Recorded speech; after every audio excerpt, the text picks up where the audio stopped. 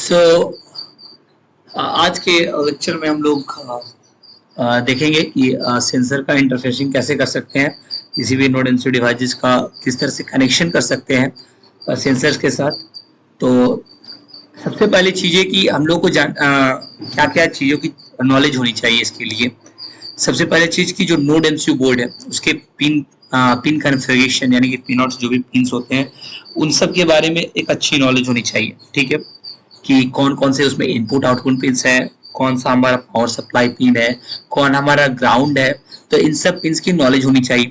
Second thing कि sensors के जो पिन्स या टर्मिनल्स हैं उसके नॉलेज हमें होनी चाहिए कि कौन सा हमारा सप्लाई पिन है और कौन सा हमारा आउटपुट पिन है और कौन सा हमारा ग्राउंड पिन है। ठीक है, तो नोड एमसीयू की बात करें हम लोग, तो नोड एमसीयू में क्या होता है हमारे पास, आइए देखते हैं कि ये पिन कॉन्फ़िगरेशन है हमारे पास नोड एमसीयू का। ठीक है, जिसमें लगभग 40 पिन है। ठीक है, डुअल इन पैकेज मतलब 20 इधर 20 पिन इधर है, जिसको याद करना काफी मुश्किल है मेरे हिसाब से, लेकिन अगर आप चाहे तो याद कर सकते हैं। जैसे ये फर्स्ट पिन है, analog to digital converter pin है, दो हमारे पास रिजर्व पिन है और फिर उसके बाद जीपीआईओ पिन है।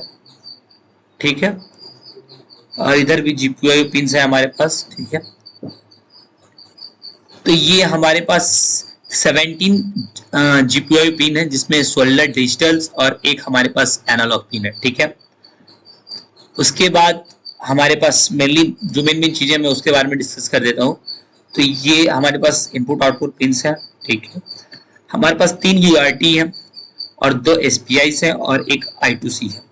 चलिए ठीक है, तो ये नॉर्मल कॉन्फ़िगरेशन है जो अगर माइक्रो प्रोसेसर और माइक्रो कंट्रोलर आपने पढ़ा होगा तो आपने देखा होगा। ये V इनपुट है जिससे कि हम लोग इस बोर्ड को सप्लाई देंगे, और ये V 3.3 वोल्ट और ग्राउंड, ये जो दो पिन्स है, इन दो पिन्स की मदद से हम लोग जो सेंसर्स है उनका कनेक्शन इनके साथ करेंगे। ठीक है, आइए देखते हैं किस प्रकार से इसको कनेक्ट करेंगे। ठीक है, सबसे पहला स्टेप कि कौन कौन से कंपोनेंट्स हम लोग को रिक्वायर्ड है, तो उसके लिए सबसे पहला चीज कि नोड एमसीयू हमको चाहिए, सेंसर चाहिए, एक माइक्रो यूएसबी केबल चाहिए जिससे कि हम लोग उसका नोड एमसीयू का कनेक्शन पीसी के साथ कर सकें।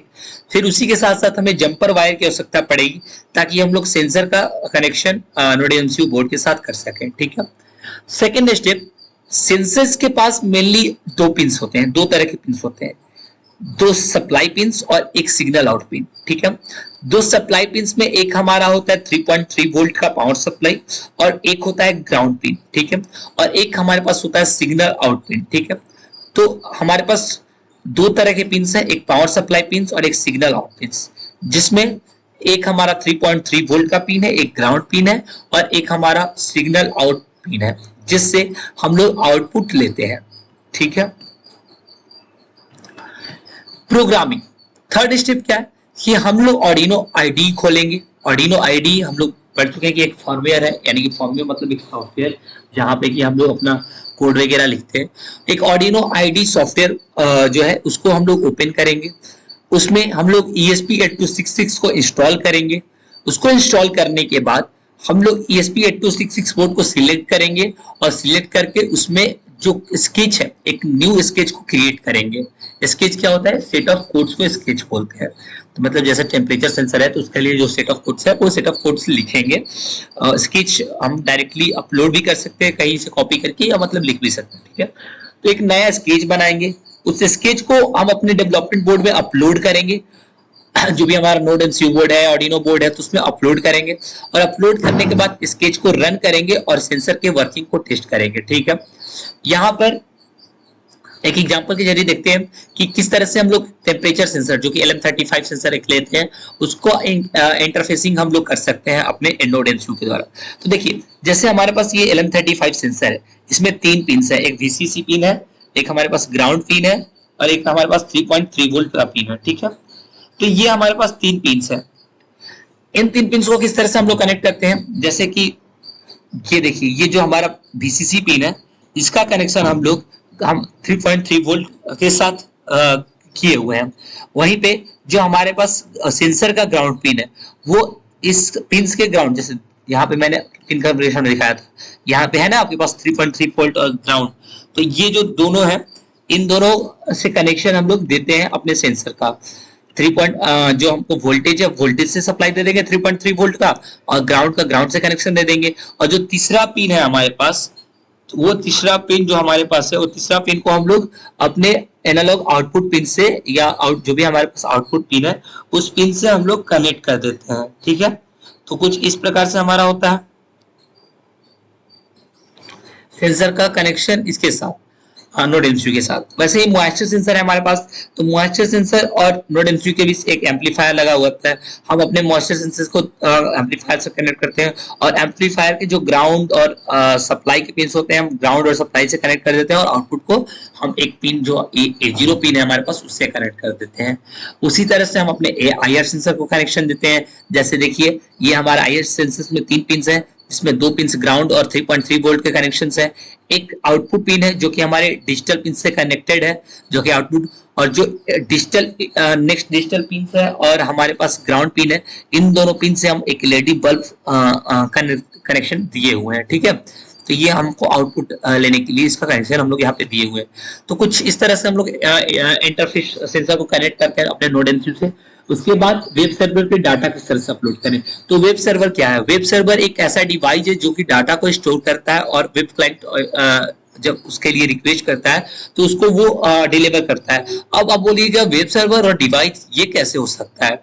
तो अगर आप अमेजन या गूगल के सर्वर रूम आप नहीं देखे या नहीं जानते उसके बारे में, तो एक बार आप गूगल पे सर्च कीजिए और देखिए कि गूगल के सर्वर रूम कैसे होते हैं। एक बड़े बड़े बिल्डिंग्स होते हैं जिसमें मॉल्स की तरह स्टॉक्स लगे हुए रहते हैं, और उसमें हार्ड डिस्क लगे हुए रहते हैं, जिसको बहुत ही कूल टेम्परेचर पे रखा जाता है, यानी कि यहाँ तक कि आइस के टेम्परेचर पे रखा जाता है उसको। और उसमें जो होते हैं उसमें डाटा हमारे जितने भी जो भी हम लोग गूगल पे सर्च करते हैं और वो इन्फॉर्मेशन हमें मिलता है, वो सारी चीजें वहां पे स्टोर रहती है, उसके हार्ड डिस्क में स्टोर रहती है। तो वो सर्वर रूम उस तरह का आप जब गूगल पे सर्च कीजिएगा तो आपको देखने को अच्छे से मिलेगा। तो वेब सर्वर एक डिवाइस है जो कि डाटा को स्टोर करता है, और जब क्लाइंट रिक्वेस्ट करता है तो वो हमें डिलीवर करता है। अब यहाँ पे वेब क्लाइंट कौन है? वेब क्लाइंट हमारा वेब ब्राउजर है। जब हम क्या हुए, हम किसी चीज को यूजर हुए जो कि वेब ब्राउजर पे सर्च किए, और जो चीज सर्च करते हैं हमारा वेब ब्राउजर क्या करता है, सर्वर से, वेब सर्वर से रिक्वेस्ट करता है कि हमारा यूजर ने ये चीज के लिए रिक्वेस्ट किया है, तो आप उस इंफॉर्मेशन को दीजिए। तो वहां पे वेब सर्वर वेब ब्राउजर यानी कि वेब क्लाइंट को वो इंफॉर्मेशन प्रोवाइड करता है, और वेब ब्राउजर या वेब क्लाइंट क्या करता है, अपने यूजर को वो चीज शो करता है। इन वेब सर्वर और वेब क्लाइंट के बीच HTTP की मदद से हम लोग कम्युनिकेशन स्टैब्लिश करते हैं। ठीक है, जैसे यहाँ पे हम लोग देख सकते हैं, ये हमारा ESP8266 है, जिससे कि हमारा स्मार्टफोन और पीसी कनेक्टेड है। स्मार्टफोन से मान लीजिए हम लोगों ने, ये स्मार्टफोन क्लाइंट के रूप में हमारा पे है, और ये नोड एमसीयू सर्वर है। तो सर्वर इसके पास क्या है, इसके पास टेम्परेचर का डाटा है। मान लीजिए इसके साथ टेम्परेचर सेंसर कनेक्टेड है, जैसे यहाँ पे आप देख सकते हैं सेंसर कनेक्शन है और एक LED कनेक्शन है। तो मान लीजिए इसके साथ सेंसर कनेक्टेड है, और हम चाहते हैं कि, और इसके पास क्या है, इसके पास वो डाटा अवेलेबल है टेम्परेचर की, कितना टेम्परेचर है। तो जब स्मार्टफोन से हम लोग रिक्वेस्ट करेंगे, कि जब इसकी मदद से हम लोग रिक्वेस्ट करेंगे इससे कि आप हमें टेम्परेचर की डाटा चाहिए, तो ये क्या करेगा, ये इसकी डाटा को प्रोवाइड करेगा। तो सर्वर क्या कर रहा है, क्लाइंट को इंफॉर्मेशन प्रोवाइड कर रहा है जब क्लाइंट इस डाटा के लिए रिक्वेस्ट कर रहा है। ठीक है, तो ये हमारा वेब सर्वर हुआ और वेब क्लाइंट हुए। ठीक है, उसके बाद आगे देखते हैं कि क्या क्या स्टेप्स है इसको पब्लिश करने के लिए। तो सबसे पहला चीज कि हमको अपने सेंसर को नोड एमसीयू के साथ कनेक्ट करना पड़ेगा। फिर अपने नोड एमसीयू को पीसी के साथ कनेक्ट करना पड़ेगा, ये, और नोड एमसीयू को सेंसर के साथ कैसे कनेक्ट करना है वो हम ऑलरेडी जानते हैं। और नोड एमसीयू को पीसी के साथ कनेक्ट करने के लिए जो आपको यूएसबी पोर्ट दिया रहता है उसके साथ आप अपना यूएसबी केबल की मदद से कनेक्ट कर सकते हैं। फिर आप ऑर्डिनो आईडी इंस्टॉल करेंगे, ऑर्डिनो आईडी इंस्टॉल करेंगे, उसके बाद उसके अंदर ESP8266 को इंस्टॉल करना पड़ेगा आपको। और ESP8266 इंस्टॉल करने के बाद आप सेंसर लाइब्रेरी को इंस्टॉल कर लीजिए, डाउनलोड करके इंस्टॉल कर लीजिए। सेंसर लाइब्रेरी क्या होता है, जैसे वाईफाई लाइब्रेरी में वाईफाई के लिए सॉफ्टवेयर था, वैसे ही सेंसर लाइब्रेरी में डिफरेंट सेंसर्स के डिफरेंट वर्क्स के लिए पहले से ही कोड लिखे हुए रहते हैं। तो आप नॉर्मली वहां से कॉपी करके यहाँ पे जो भी टास्क है उसके लिए यूज कर सकते हैं। ठीक है, तो उसके बाद आप नया एक स्केच क्रिएट कीजिए, और स्केच को अपलोड कीजिए ESP8266 बोर्ड में। और ये अपलोड कहाँ होगा, वो फ्लैश मेमोरी में अपलोड होगा। कहाँ अपलोड होगा, फ्लैश मेमोरी में हमारा अपलोड होता है, ठीक है। तो वहां पे आप अपलोड कीजिए, ठीक है। नेक्स्ट स्टेप में अब किस तरह से इसको हम लोग अपने सर्वर पे डिस्प्ले करेंगे या पब्लिश करेंगे, ठीक है। तो सबसे पहले आपको Arduino IDE में आपको सीरियल मॉनिटर का एक ऑप्शन दिखाई दे रहा होगा अपर राइट कॉर्नर में। तो वहां पे से क्लिक करके आपको सीरियल मॉनिटर को ओपन कर लेना है। फिर आपको रीसेट बटन क्लिक कर देना है। रीसेट बटन आपके जो भी ESP266 बोर्ड है उस पे आपको दो बटन दिखेंगे आपको।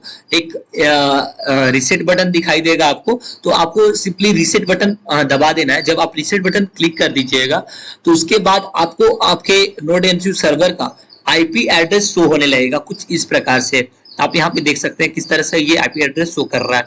तो सीरियल मॉनिटर पे कुछ इस प्रकार से आपको IP एड्रेस शो करने लगेगा।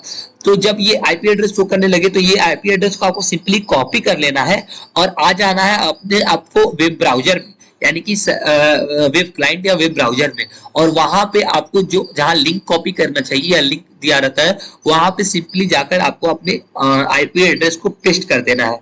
तो जब आप कोई भी इंफॉर्मेशन रिक्वेस्ट कीजिएगा तो वो जो सेंसर डाटा है वो आपको उस वेब पेज पे डिस्प्ले होगा जहां पे आपने जिस वेब पेज पे आपने अपने IP एड्रेस को कॉपी कर किया है।